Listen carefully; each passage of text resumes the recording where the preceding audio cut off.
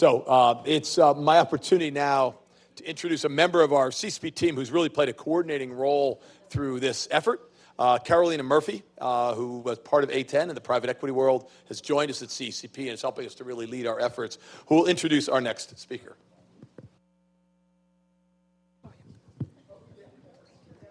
Thank you, Daryl. It's my great honor to be saying thank you to the audience this morning, to kind of tread the light. If you think through the TCS presentation, it gave us an overview of how AI came to life. After that, we had Exelon giving an amazing overview of what you can do with AI in large scale. Then Core.ai talking about how they're serving their clients. The panel who brought up an amazing solutions and some ideas, also as well as challenges that we face with water consumption, electricity consumption, and solutions that hopefully will come to place as well. And it's my great honor, that being said, to introduce Ana Cabral, the co-chairman and president of Sigma Lithium. Sigma Lithium, I don't know if anybody here, anybody in the room familiar with natural resources in Sigma? Fantastic. They do green lithium, is one of the most sustainable plants in the world, and it's on direction to become the 5th largest lithium producer in the world. Anna?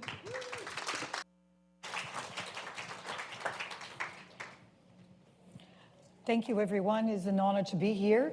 So we prepared a brief presentation to introduce you to what we do and who we are. So Sigma is basically tackling one of the biggest challenges we have in critical minerals, which is to deliver them in line with the transition sustainably. The growth is unquestionable. China is an engine. No matter what you hear about EVs in the West, forget about it. The East is just pumping through these cars. And the demand for critical, just numbers, just last year, China, which is the largest fleet of EVs, grew 44% on a 10 million car fleet. So the need for this is kind of the needs of a juggernaut.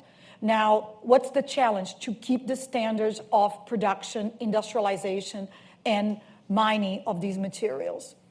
Again, demand for lithium in particular, which is in all kinds of chemistry of batteries for next year, is supposed to increase to a level, and again, this is the bear case where the West grows 0 and China alone is the locomotive of the industry. Is supposed to grow the equivalent amount of 1.5 times the larger producer in the world, which is SQM in Chile. Meaning next year, we need 1.5 SQMs to meet lithium demand. Obviously, it's not there. So what is actually happening then? The standards have gone to 0. So there is now a drive for what we call unsustainable mining, artisanal, which is a euphemism for illegal, where you see women and children without helmets basically trying to shortcut production standards to achieve low-cost materials. And that is a challenge because as of now, you have high-cost jurisdictions going out of business, and you have Latin America and Africa head-to-head to try to deliver what we call low-cost sustainable lithium. Clearly, it's not coming from there. So what have we done? We're now trying to basically meet what we call the impossible challenge, because you gotta be low cost, period. Cost first. So only low-cost producers survive the cycle. Then you need to tackle all the environmental consequences of extraction, meaning waste, water, toxic chemicals, power. Do you power your plant cleanly?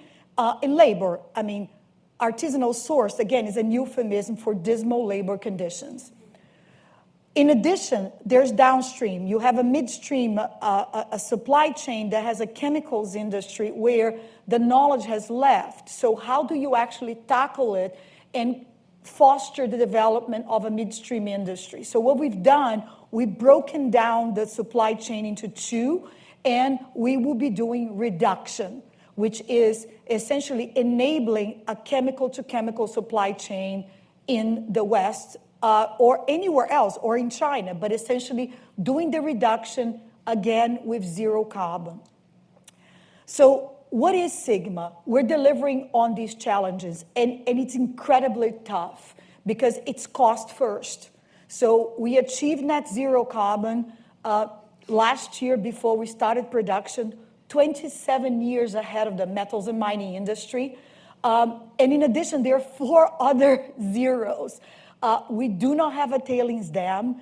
We do not use drinking water, which is one of the plagues of lithium. We do not use toxic chemicals with technology we developed. And we do not use dirty power. 100% of our power is renewable. So it's the quintuple zero lithium. How much premium do I get for that? 0. It's another 0. So we got to compete head to head with the material you saw produced in dismal conditions. And we do, and we win. And we've been surviving this cycle. But that is a brutal challenge. And when does it end? The race to the bottom, to zero standards. And again, I just came from Baku, where this was highly discussed. But outside of the sustainability circles, this conversation doesn't happen. So again, just quickly on us a bit more, we've been publicly traded in Canada and then here at Nasdaq for 6 years. It's got, Nasdaq level of governance. We're in Brazil, which is a premier mining jurisdiction. I mean, there are laws, there's rule of laws, environmental standards are quite high. And more importantly, the country is non-aligned strategically, which allows us to access all markets. Another very good advantage of being in Brazil, and that's the advantage of Latin America in competing head-to-head with Africa, is that the infrastructure is all there because of decades of mining tradition. So ports, roads, hydropower. Our hydropower is it's one of the cheapest in the world, 2 cents kilowatt hour for clean power. Transmission lines, it's all there. So CapEx goes into the company. And we built with clean tech technology, 5 years ahead of the curve, the most advanced lithium plant in the world. We developed an algorithm. We took a technology that was used in the diamond industry, and against all odds, we adapted it for lithium processing. And I'll tell you a story. In 2019, we went around, we needed to do a round for this company to finalize detail engineering. We went around Silicon Valley, and I had to explain what lithium was. So esoteric, the whole name of it was. There was zero focus on processing critical minerals. It was just an esoteric class of investments. All the funding on VCs was headed towards NFTs and social network for millennium. So what we've done, we actually at A10, we lent money to the company because it was publicly traded at the time, and so that we could go in and do detail engineering. 5 years later, we got the most advanced lithium processing plant globally. We're doing literally the impossible, achieving recovery levels not ever thought possible without chemicals, without drinking water, and essentially without a tailings dam. So more importantly, what do? We also have a mine. So we have a mine, which is a green mine, and then we have an industrial processing plant. So we have both operations. We're vertically integrated, which is a key element of success.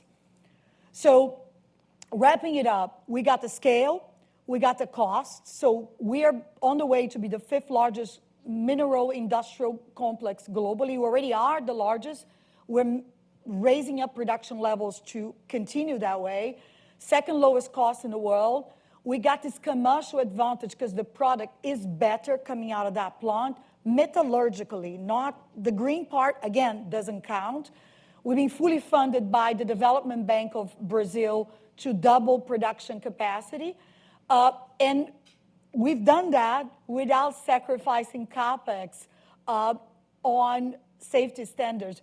We achieved the world's 2nd highest safety index in the world on 0 accidents as well over the last 480 days. And we're zero carbon, so a bunch of zeros.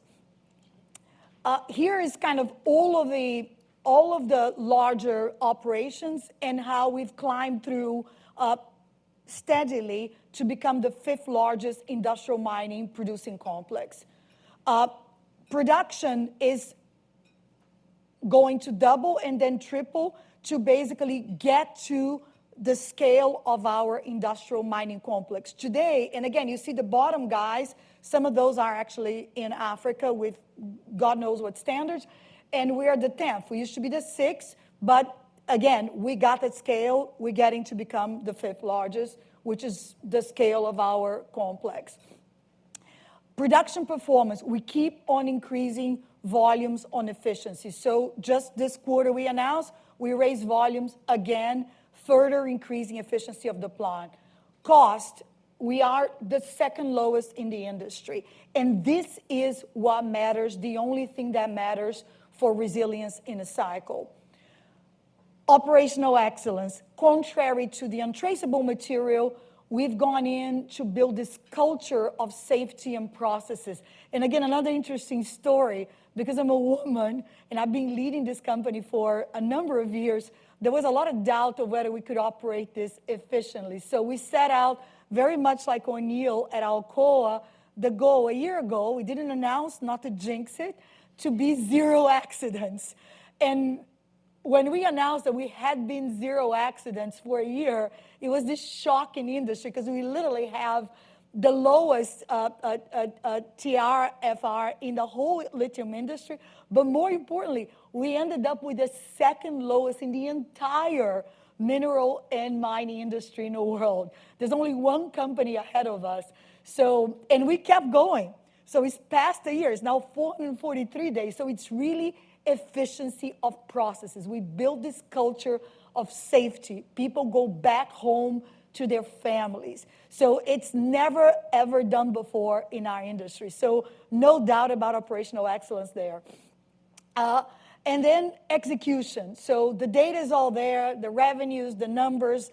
We were the only company in the sector that delivered operational cash flow positive this quarter, which was a brutal quarter. So again, we've been delivering, but it's an impossibly hard task, as we showed, because we're basically going against untraceable materials. And how do we do this? Cost, and cost is an obsession. We keep on shedding costs quarter after quarter after quarter. And that is sad because we need to shed costs and maintain the quintuple zero, maintain the super standards on worker safety. So it's an exercise in discipline. Net zero, how did we do it? Well, again, we worked on the mine. The challenge was the mine. All that diesel, that was 79% of our emissions. So we started to add biofuels, biodiesel to the mix. And we added to a level where we brought the overall total carbon footprint to manageable numbers. The plant is almost net zero. So that was not where our emissions came from. Courtesy also, scope 1 was great, scope 2 is 0 because of the renewable power. So when we got to 0.26 tons of carbon per ton, meaning well inside 1, as we call it, so we went in and offset with carbon credits. And we sourced them from the Amazon because we also learned something in the process, which was the fact that that forest won't stand if we don't put food on the table of the Amazon man. And much is going to be seen in the next year's COP about it. No matter how highly regulated this is, the garden of the forest needs to eat. And this is kind of what carbon credits do in that region. So we became the leader in Brazil in actually pushing for the industry to close the gap with carbon credits. You do the scope 1 work. When you get to the limit of the technology on your hard-to-abate processes, you go and zero with the credits because it's on us, Brazilian-based companies, to actually put food on the table of the Amazon man. Seriously, because we hear like stories every month around those projects, and they are horrific stories. And at that, as we're zero carbon, we are actually enabling the zero carbon specialty chemical lithium. And even with the China processing, we are able to actually zero this by delivering carbon negative. We have a reforestation program to supplement the carbon credits. That's kind of how we got to those low levels of internal. We call this insetting credits. And then there's shared prosperity. Lastly, we are in the poorest, second poorest municipality in Brazil. IDH levels were closer to Bangladesh than to the rest of the country. So it was our mission to actually create what we call productive inclusion programs to actually complement what we brought to the town in prosperity from the direct and indirect jobs in the ecosystem of metals and mining. Without that, those are the 21,000 openings that microcredit and irrigation for small-scale subsistence agriculture brought to the town. We were able to balance out haves and have-nots. So supply of sustainable or supply of goods and services from the microcredit entrepreneurs and the agricultural surpluses from the small scale holders, consumed by the 13,000 indirect jobs, 1,500 direct jobs that we created in the town. So we closed this circle of prosperity, and this is why we were probably, according to ICMM, the first operation in critical materials that opens a hole in the ground where we haven't had community resistance over the last 3 years because of these productive inclusion programs. Now, this didn't happen overnight. We started 4 years prior to operating, and hence the importance of governance to support us in that initiative. We had to make that investment on social capex 4 years ahead of operating, so that when we started to operate, the fruits of this were there, so that, you know, when we actually started to bring the jobs to the town and the not so great impacts of mining, we had enormous support around the community through the prosperity programs. The green tech plant, how did we do it? Well, it's basically a gravity-based centrifugator, accelerated centrifugator that does the separation through centrifugation as opposed through toxic chemicals. How did we get better? We used AI. I mean, AI on the mineralogy. We keep on learning from that mineralogy. So the more we do it, the better we get at it. That's why the efficiency keeps on going up. We developed our own algorithms. This was years in the making. It was a heavy investment, but again, impact fund. And so we achieved the impossible, which is the same level of recovery of the lithium in that green tech plant that a heavily polluting toxic process achieves, with tailing dams, with chemicals, with all that junk. So the same 70% of plant-based recovery, of what we call plant recovery, which is phenomenal for the industry. More importantly, the water, another issue. In some of these operations in Salars, it was 2 million liters of water per ton of lithium. That just can't do it, right? So we created a system of reusage of water where we use inbound sewage water from this river, which is a sewage river, and we reuse it and we recirculate it. So at that, we do not use drinking water. So we put an inbound sewage treatment station, and we reuse that water in the plant because it becomes expensive water, comes in, and it gets reused. Dry stacking. That was it for us. We got into this sector to demonstrate that an operation, this was 2016 when this tailing dam, the first one, collapsed in Brazil, to demonstrate that this could be done profitably. And we did it. It was painful. It was hard. No one had tried before. And more importantly, now we actually found value in our tailings because there's extra lithium there, and we're reprocessing them on the plant. And whatever we don't reprocess, we upcycle. We make bricks, and we deliver to the community for paving rural roads. Regeneration, which is another important part. We preserve the stream. This is the drinking water. We preserved it. That's the stream there. That bridge, we called it resistance because it's environmental resistance of every engineer that came and told us to do a super pit. So we resisted it, and we preserved that stream. And again, hadn't we done it, the community would have picketed and closed our plant and our operation today. So the community drinks water because 5 years ago, we decided to keep that stream. But it was tough because the 2 pits became harder to mine. These are technical challenges, which, again, we nailed it, right? We felt that it was a trade-off. The regeneration is, again, dry piles of waste. We use polymers to basically bring them back to the original state as we mine. We call it active regeneration. So it's a case study. I presented it in Baku just this weekend.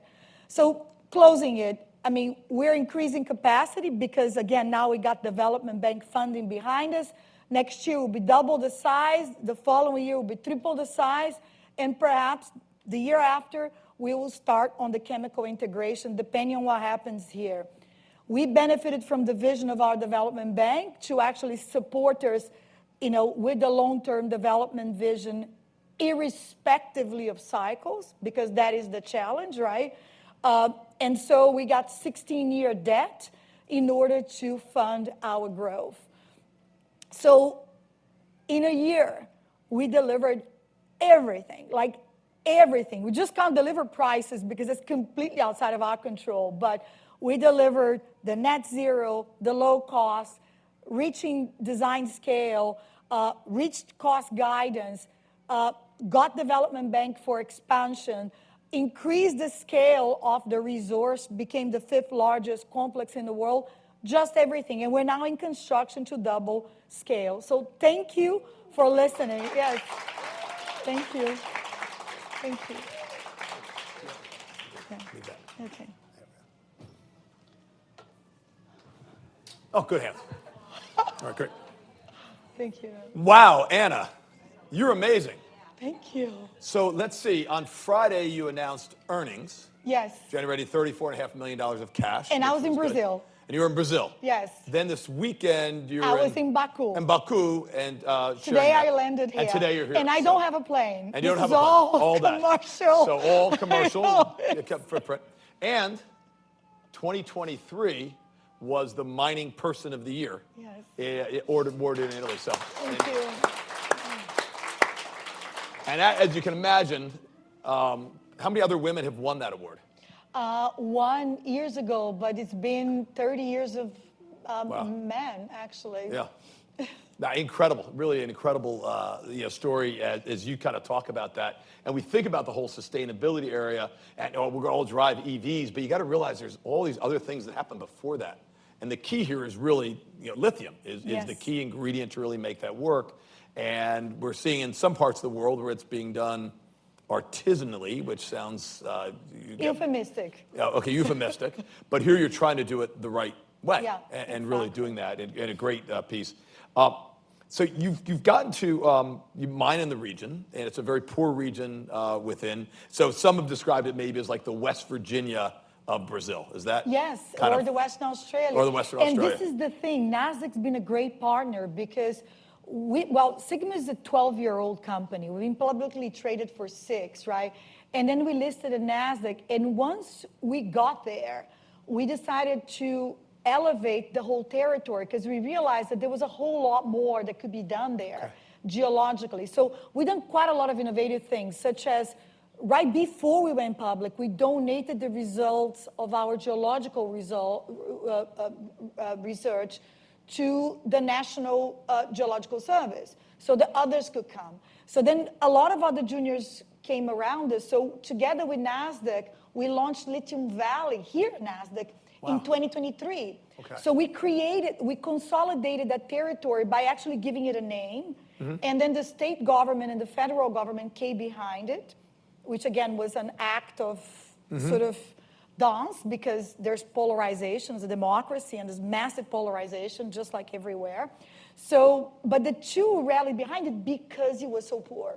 Right. Because the region was so poor, and it was a cause that no one could be against. Like we're elevating a region, doing it the right way. We're bringing others with it. Nasdaq was behind it, and so we launched Lithium Valley here with the presence of both governments. So every year we do a Lithium Valley event to just show the progress of all the companies in that region, and it's been phenomenal. Like just this year, we were honored with one of our Australian competitors joining us in the neighborhood. So the second largest producer in the world just became our neighbor, Lithium Valley. Wow. Very popular, right? That's great. That's great. But, and in a way, so you had a lot of investment up front, but you really were able to get stuff really kind of up and going pretty fast. But a lot of that was connecting with the community, right? Yes. And how to help them support. It was 12 years. This is the point. Okay. There are no shortcuts of doing shortcuts. it right. Okay. So because you start with pure risk. Mm-hmm. And we've done it all when we were private. Okay. Meaning it could be there, but it could not be there. Right. So it was a greenfield zero, right? Mm-hmm. So then you go through the risking stages. By the time we went public, the de-risking had happened. So what we did by accessing the public markets was to raise the funds to build it. Mm-hmm. And that was 2018. But even at building it, because it was the previous cycle, down cycle, we built a pilot plant scale, because again, we were developing technology. And again, the industry wasn't used to it. Mm-hmm. They typically would raise money to drill more. We're like, no, we're building a pilot plant. And it was counter norm. Sure. So then, once the pilot plant proved adequate, the technology was adequate, we made all the adjustments at pilot scale, then we went back at it to build commercial scale. And that was 21. That was at the Nasdaq. So then, but again, so by the time we built commercial scale, it looked fast, but this was 21. That was after all there that were prep. Exactly all the de-risking work. Right. Exactly. Okay. Yeah, that's as we talk about long-term investments to really build it. It doesn't happen overnight. So as you go through the whole piece, you had an area that was very, very poor. You've done a lot of things in the community. We've talked about a lot of workforce earlier in the day. What are some of those things that you've done for the community? You've mentioned a few of those here, but that have really helped and make this work so that, as you say, they're not bickering, but people are part of this as being really lifting people out of abject poverty. Yeah. Well, we learned a lot about the community. So it really started to scale up during COVID. Because during COVID, this was 20. So 4 years before production, 3 years before production day. So we needed to tackle the issue. So we supported the hospitals with tons, like thousands of tons of cleaning materials, all of it, like sanitizers, all the basic. But then we started the food program. So we started to serve 3 million meals a year. And we continue to this day. We could never turn off the food program. But as we started the food program, we learned that 90% of the households benefiting from the food program were headed by women. And we learned about the widows of the valley, women whose men had left to work elsewhere. That's how poor the place was. So by tackling those households, we learned that, well, if we solve that problem, we could actually lift people from the food program. But we're never able to turn it off, right? Which is an interesting phenomenon. So we started microcredit. So the microcredit program, which grew to be 2,000 women, now on the way to become 10,000, was how we actually promoted productive inclusion of their women. Okay. And then it's interesting because some of the other parts of the community, the men, were, well, what about us? So then we looked at what they did and understood the root cause of why did they leave their households, which was the region is plagued by drought for now 10 months, 9 to 10 months out of the year. And they leave because their harvests dry up and they have no irrigation. And that's how they abandon their homes. So then the program for irrigation for subsistence agriculture began. Right. So there were 2,000 units built. So we ended up covering the basis of where people were being left behind, like helping the women literally monetize their cultural skills. They would just start immediately. We were teaching them entrepreneurship, not reskilling, and supporting the men to stay at the land during the dry season. So that really took care of it because essentially that created 21,000 positions of we call income generating positions. And again, it doesn't take a lot. These guys were like at less than 90 reais a month, which is like $15 a month. It's just horrible. And we lifted them to minimum wage, which is 1,000 reais a month, which is like not a lot, but that's tenfold increase in income. So, and again, that's how poor the place is. But they've gone to minimum wage, and that's it. They're taken care of. They're no longer in a food program, right? That's great. Now, you've also, in your facility, also had great improvements on safety. You showed over 400 days, which is good. And as you've now succeeded, then you actually rewarded the community for the safety. Is that right? We rewarded the employees. Employees, okay. The employees, the employees. What we promised them, that was the carrot. It's to bring a model school, 1,000 spaces in a model school from the industry association to the region. Right. So it's going to cost us, but you know, they're super excited about it, so that their kids have quality education. Okay. So that was the stay carrot. safe. That was the Right. carrot. You keep the safe. We're going to bring in, it's called CECP, which is probably the best type of, it's a school format provided by the Industry Association. Right. We're going to help them build a CECP in the region, opening 1,000 spots and priority to the employees. Yeah. Wow. How many people here ever worked in a mine? Okay. Very good. Right? It's tough work. I mean, so the safety is a huge piece of what to really work with. I'm surprised there were 2 people here. So It's the mine in the industry, because it's industrial facility. And the It's just industrial like, facility as well. Oh my God, you know, Manufacturing so PPI, equipment, we learned so much. And again, so that you understand, we weren't always this safe. We started with 75 days, right? So it was a journey to bring 75 days to now 488 days. So it was a real journey, but again, learning from mapping, using a lot of data. We're good at data. So we learned that the hands were the areas where there were most accidents. So we started to buy these gloves that you can actually hammer them, and you know, all of it, right? So you go mapping out numbers. Okay, where you have, and then creating a line. Another thing that we did was, there was the Alcoa case study from O'Neill, was we created a line with the employees. And then we ended up with the benefit of the program, which was they were telling us, you know, areas where we could do better, where we increase productivity, where we could, so a lot of the improvements of the Green Tech plan were driven by employee suggestions. The guys with the boots on the ground, the guys with the feet in the factory floor, because they know better, right?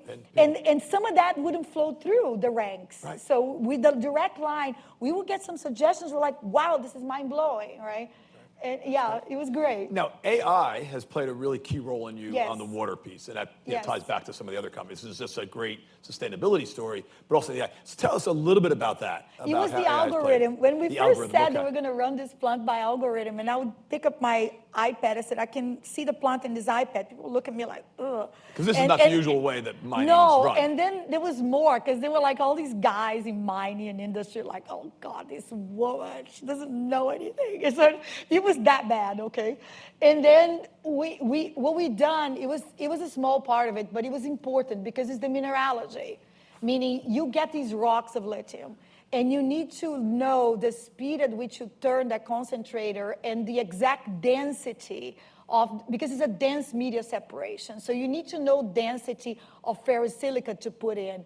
And it has to be self-learning, because you go through the mine plan and through the mineralogy, and every day you're feeding mineralogy into that plant. So you need to adjust density. So instead of manually doing it, the plant becomes a learning animal with that mineralogy, to a point where with the expansion, we were supposed to open another mine, and we decided not to, because the body of knowledge we built over that first ore body is such that to de-risk the commissioning, so that we don't have to go through the same pains, right? Yeah. To de-risk that commissioning, we decided to expand the first mine, shorten its mine life, so that you will feed 2 plants, because we will benefit from all that learning until we start all over again with a different ore body.